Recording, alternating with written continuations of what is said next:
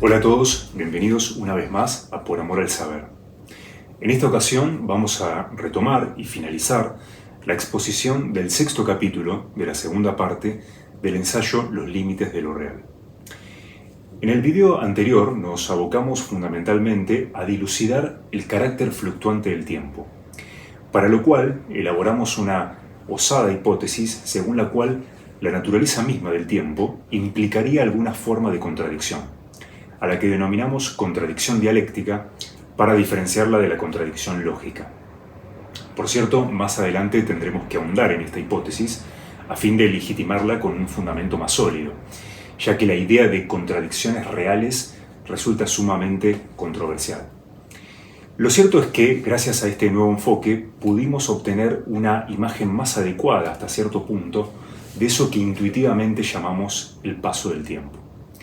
Lo que tendríamos que examinar ahora es si, a partir de esta nueva concepción, nos encontramos en mejores condiciones para abordar aquellos problemas que quedaron pendientes del primer video dedicado a este capítulo. Por ejemplo, el problema en torno al estatus ontológico del tiempo y su relación con los entes. ¿El tiempo se debe considerar absoluto o relacional? ¿El tiempo es una realidad independiente por sí misma o más bien depende de los entes, sus interacciones y sus cambios? En su momento nosotros nos habíamos inclinado por una posición intermedia al proponer una generalización de nuestra teoría de la alienación. Esta teoría nos había dado resultados fecundos en nuestro tratamiento del espacio, pero al aplicarla al tiempo nos habíamos topado con algunas dificultades. En particular, la misma no conseguía explicar de modo suficientemente satisfactorio la posibilidad del vacío temporal. Por vacío temporal entendemos un intervalo de tiempo durante el cual no existe ningún ente y por tanto no ocurre cambio alguno. En el caso del vacío espacial, su posibilidad no resulta difícil de explicar desde la teoría de la alienación. En efecto, si suponemos dos objetos en el espacio, entre los cuales hay una cierta distancia, podemos considerar que el espacio que media entre ellos es real. Pero no es real en el sentido de que exista el espacio como una entidad, sino que es real en la medida en que existen los objetos que establecen entre sí dicha relación. Pues bien, al aplicar esta misma lógica al caso del tiempo surgían algunos inconvenientes. Veámoslo con un simple ejemplo. Supongamos que se emite un cierto sonido durante cierto lapso de tiempo, luego este sonido desaparece y tras algunos instantes aparece otro sonido similar al anterior. Podríamos considerar que aquí hay un vacío temporal entre esos dos sonidos. Y sin embargo, esto no es tan fácil de establecer, ya que mientras está transcurriendo ese intervalo de silencio, los dos sonidos en cuestión no existen.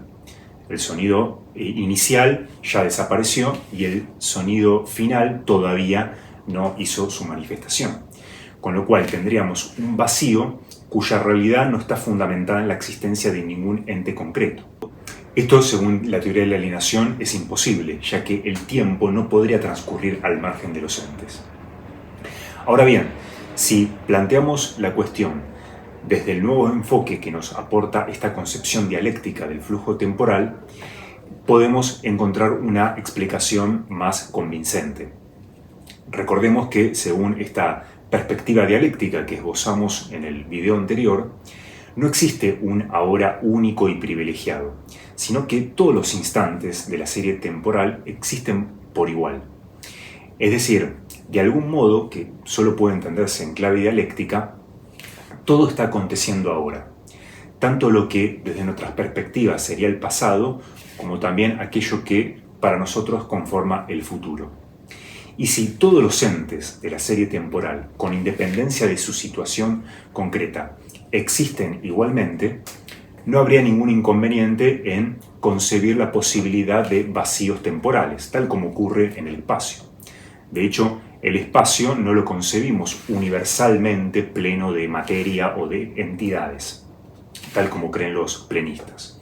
O bien, en todo caso, aunque sí fuera de hecho, podríamos considerar que sigue siendo ontológicamente posible que haya trechos de espacio vacío entre los objetos. Pues bien, en el caso del tiempo ocurre otro tanto. Bien, de esta manera podemos ver que la concepción dialéctica del flujo temporal ha venido a aportarnos un refuerzo más sólido a nuestra teoría de la alienación. Asumamos entonces que tanto el espacio como el tiempo son formas o estructuras de la alienación. Recordemos, la alienación es el fenómeno por el cual una misma cualidad se manifiesta a través de múltiples instancias o ejemplares, todos idénticos cualitativamente entre sí, pero aún así diferenciados unos de otros. En el capítulo 5 habíamos añadido que uno de los modos en que acontece la alienación es justamente el espacio. El espacio es la estructura que hace posible que los diversos singletones se diferencien unos de otros.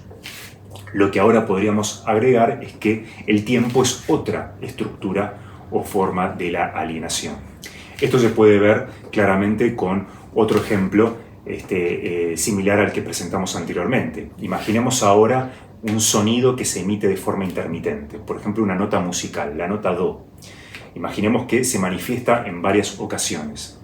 Todas esas instancias sonoras son idénticas entre sí. Sin embargo, hay algo que las diferencia y son los distintos instantes temporales en que cada una de ellas acaece. Bien, si tanto el espacio como el tiempo son formas de la alienación, tendríamos que preguntarnos en qué se diferencian. La diferencia fundamental radica en lo siguiente. Podríamos decir que la alienación espacial es de carácter incluyente, mientras que la alienación temporal es de carácter excluyente. ¿Qué queremos decir con esto? En el caso de la alienación espacial, lo que podemos decir es que todos los singletones que se manifiestan en el espacio existen de forma conjunta, es decir, hay una coexistencia entre ellos. La existencia de cada uno de los singletones implica la de cualquier otro. En cambio, en el caso de la alienación temporal, esto no es así, justamente debido al carácter sucesivo que es propio del tiempo. En este caso, la existencia de cada singletón implica la no existencia de todos los otros. Esto tiene que ver justamente con el hecho de que los ahoras no los podemos concebir de forma simultánea, sino tan solo de forma sucesiva. Bien, es importante precisar con mayor rigor en las implicancias de la teoría de la alienación.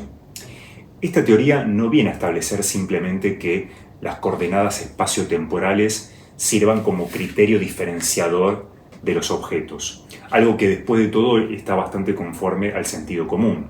En efecto, si tenemos dos objetos idénticos en cuanto a su naturaleza, lo que nos permite diferenciarlos es la distinta localización de cada uno. Sino que la teoría de la alienación da un paso más, lo que hace es radicalizar esta intuición. Según la misma, las coordenadas espaciotemporales, las posiciones y los instantes, no solo sirven como criterio diferenciador, sino que más bien son rasgos constitutivos de la identidad del objeto en cuanto tal. Es decir, las posiciones y los instantes sirven como singularizadores del ente, es decir, le confieren su carácter singular, de ahí el nombre de singletón. Y es importante advertir cuáles son las consecuencias de esta idea, que si la analizamos más a fondo, veremos que son consecuencias bastante desafiantes para el sentido común. Por ejemplo, aplicada al caso del espacio, lo que esta teoría implica es que la identidad de un objeto de algún modo está anclada a su posición. Es decir, ser tal o cual objeto significa no solo poseer una cierta naturaleza cualitativa, sino estar en una determinada posición. Esto resulta bastante inverosímil para el sentido común, ya que consideramos que un objeto conserva su identidad con independencia del lugar del espacio en el que se encuentre. Ahora bien, no menos estrafalaria es la consecuencia de esta idea aplicada al caso del tiempo. Según la misma, la identidad no solo estaría anclada a la posición, sino también al instante temporal. Lo que esto significa es que a cada instante de tiempo que transcurre tendríamos un ente distinto al anterior, a pesar de que sea cualitativamente idéntico. Y esto lo que implica además es que la idea de que un mismo ente pueda existir a lo largo de diversos instantes temporales resulta absurda. O sea, la idea de duración o de permanencia no es más que una ilusión. Esto sin dudas es bastante chocante, ¿no? Si lo vemos en un sencillo ejemplo, supongamos este fibrón, todos por sentido común asumimos que este fibrón existe a medida que transcurra el tiempo. Consideramos que permanece en su ser. Pues bien, según la teoría de la alienación, esta idea tan intuitiva, sin embargo, es falsa. A cada instante que va transcurriendo tenemos un fibrón distinto. Por supuesto, cada fibrón es idéntico al anterior, puesto que son singletones, pero numéricamente son distintos. Y si esto es así, podemos ver que justamente la permanencia no es más que una ilusión, lo cual nos obliga a tener que reformular la explicación que dimos del fenómeno del cambio en el segundo capítulo de esta segunda parte. Recordemos que en dicho capítulo habíamos distinguido tres tipos de cambios. Hablamos del cambio radical, del cambio genético y del cambio dinámico. El cambio radical era simplemente la creación y aniquilación de los entes. El cambio genético consistía en los cambios de cualidad, por ejemplo, cuando un objeto pasa de un color a otro o de una temperatura a otra, etc. Y por último, el cambio dinámico es el movimiento, el cambio de posición a lo largo del tiempo. Pues bien, con respecto al primer tipo de cambio, la creación y la aniquilación, podríamos decir que, en un sentido estricto, a cada instante están ocurriendo aniquilaciones y creaciones. A medida que va pasando el tiempo, aparecen entes nuevos que sustituyen a los anteriores, a cada instante que pasa. En este sentido, podríamos considerar que los heraclitianos de alguna forma tenían razón al decir que todo fluye y que nada permanece. No obstante, es importante hacer una aclaración. Ciertamente, el concepto de duración o de permanencia es ilusorio si por duración entendemos un mismo ente que existe a lo largo de instantes sucesivos. Tal idea, según la teoría de la alienación, es errónea. Pero lo que sí podemos considerar es que eso que nosotros interpretamos desde el sentido común como un objeto que permanece a lo largo del tiempo, en realidad son una multiplicidad de objetos que se van sucediendo. Y dichos objetos sí se los puede considerar como partes temporales de una totalidad que se despliega en el tiempo.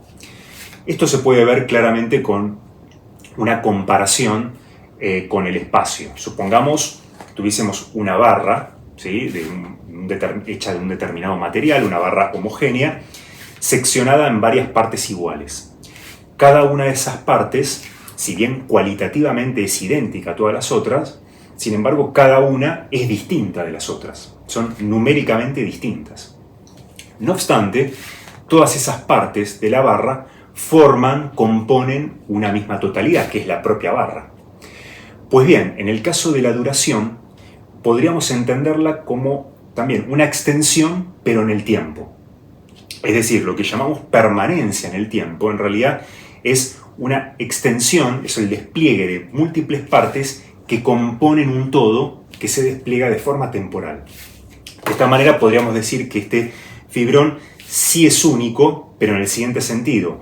Es un fibrón que se despliega, se extiende temporalmente, y a cada instante lo que percibimos es una sección, como una especie de rebanada de ese fibrón único que se extiende en la dimensión temporal. Con respecto a los denominados cambios genéticos, con esta noción aludíamos a aquellos cambios cualitativos como pueden ser la variación de color o la variación de temperatura de un objeto. Al desarrollar este tema en el capítulo 2, habíamos propuesto un tipo de explicación de este fenómeno en el cual se prescindiera del concepto de sustancia. Recordemos, el concepto de sustancia que proviene de la metafísica tradicional alude a aquel sustrato que permanece a medida que transcurre el cambio. Ahora bien, ese sustrato se caracteriza por ser completamente indeterminado. Nosotros propusimos sustituirlo por el concepto de sustrato genético, que a diferencia de la sustancia sí tiene un carácter más determinado, ya que el sustrato genético se identifica con la cualidad genérica a la cual pertenecen las cualidades que participan del cambio en cuestión. Por ejemplo, si un objeto pasa de ser rojo a ser azul, en ese caso podríamos decir que el sustrato genético es el color o la coloridad, ¿no? Que pasa de la modalidad rojo a la modalidad azul. Si un objeto pasa de ser frío a ser caliente, en ese caso el sustrato genético sería la temperatura, que pasó de la modalidad frío a la modalidad caliente, y así sucesivamente. Es decir, los cambios cualitativos, lo que hemos señalado es que son intracategoriales, ocurren al interior de una misma categoría. Sería absurdo, de hecho, decir que un objeto pasa de ser azul a ser caliente, por ejemplo. Pues bien, entonces nosotros explicamos ese fenómeno recurriendo a la noción de sustrato genético. Pero claro, esta noción conserva todavía una similitud con la tradicional sustancia, ya que hace referencia a algo permanente, algo que se mantiene invariante a medida que transcurre el tiempo. Y según hemos visto, de acuerdo con la teoría de la alienación, esto es erróneo. La permanencia tiene un carácter ilusorio, con lo cual tendremos que explicarlo de otra manera. Pues bien, lo que podríamos decir es que, así como en la mera permanencia, o lo que, de acuerdo con el sentido común, sería la permanencia, lo que realmente ocurre es una sustitución de un singletón por otro idéntico al anterior, pues bien, en el caso del cambio cualitativo, o lo que llamábamos cambio genético, lo que ocurre es la sustitución de un singletón por otro que pertenece a la misma cualidad, ya que en efecto todos los singletones han de ser de una misma cualidad, los singletones que establecen relaciones entre sí, pero en el caso del cambio cualitativo, el nuevo singletón presenta una modalidad distinta. De esta manera podríamos reinterpretar la noción de cambio cualitativo. Y con respecto finalmente al cambio dinámico, esto es, al movimiento, para analizar este fenómeno también recurríamos en última instancia a la noción de permanencia, ya que caracterizábamos al movimiento como el cambio de posición de un mismo objeto a lo largo del tiempo, ¿no? Es decir, aquí también estamos presuponiendo que el objeto conserva su identidad a pesar de cambiar de posición. Como hemos visto, la identidad de un objeto está definida por sus coordenadas espaciotemporales, con lo cual, al modificar su posición y al transcurrir el tiempo, el objeto ya no es el mismo, sino que más bien, en el caso del movimiento, lo que tendríamos es una secuencia de múltiples objetos que se encuentran contiguos en el espacio y se despliegan de forma sucesiva en el tiempo. Se los podría considerar como partes de un todo que en este caso se desplegaría tanto espacial como temporalmente. Resulta interesante comprobar que, según la teoría de la alienación, podemos hacer una generalización del concepto de extensión, ¿no? Es decir, cuando decimos que un objeto es extenso, por ejemplo en el espacio, lo que queremos dar a entender es que está constituido por múltiples partes yuxtapuestas, consecutivas unas a otras. Ahora bien, esta idea de extensión, como decíamos, se puede generalizar también al caso del tiempo. Lo que en el espacio sería la extensión propiamente dicha, en el caso del tiempo, esa extensión es lo que normalmente denominamos duración.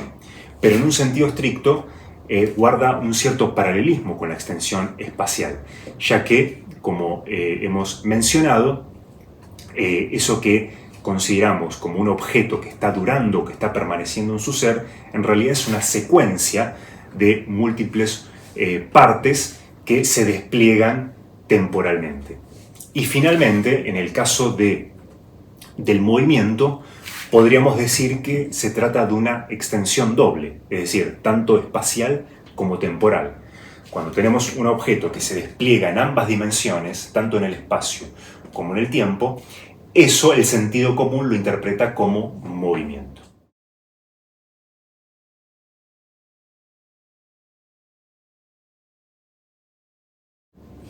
Otro problema de suma importancia que había quedado pendiente es aquel que concierne al carácter discreto o continuo del tiempo.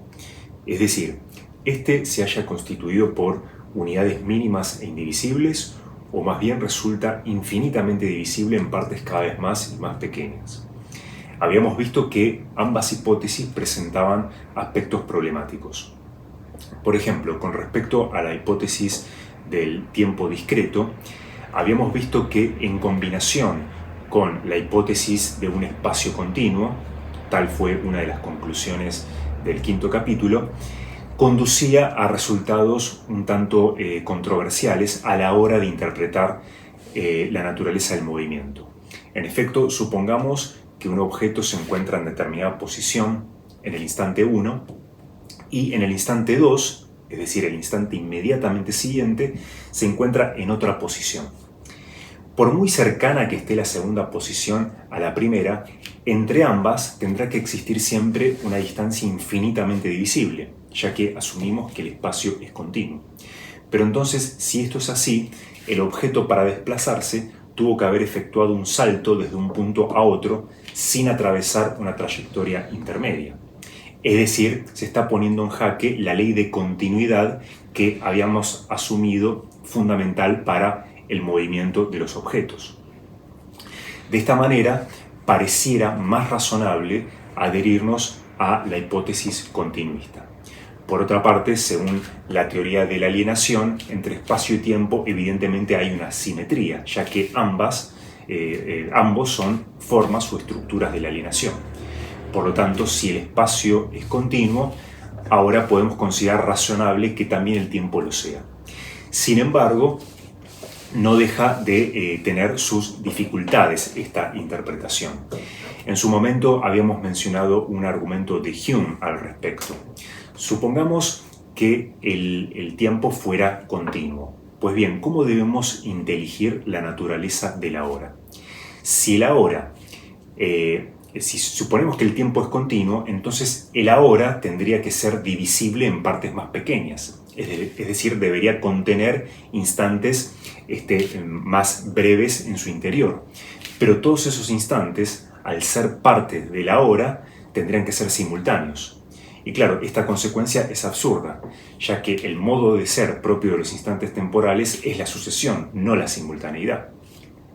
Por otra parte, si el ahora no fuera divisible, entonces estaríamos volviendo a la hipótesis del tiempo discreto. En fin, pareciera haber aquí un dilema de difícil resolución. Sin embargo, quizás pueda ayudarnos efectuar una comparación con el caso del espacio. Supongamos una extensión finita de espacio. Como este es continuo, sabemos que dicha extensión se puede dividir en varias partes. Y estas a su vez pueden subdividirse en partes aún más pequeñas y estas en otras y así sucesivamente. Es decir, toda extensión finita contiene en su seno una infinitud. A esta infinitud le dimos el nombre de infinitud intrínseca para diferenciarla de la infinitud extrínseca. Esta última es lo que normalmente entendemos por infinito, es decir, la adición de varias partes finitas una tras otra en una secuencia que no tiene término. ¿No? En ese sentido es que decimos, por ejemplo, que el espacio es infinito, ya que el espacio no tiene un límite último, el espacio no está confinado. Sin embargo, la infinitud intrínseca es diferente, porque es una infinitud que está contenida en el interior de una extensión que sí está delimitada. Es decir, todo objeto extenso se supone que puede dividirse en partes infinitamente. Pues bien, ¿cómo entender esta idea?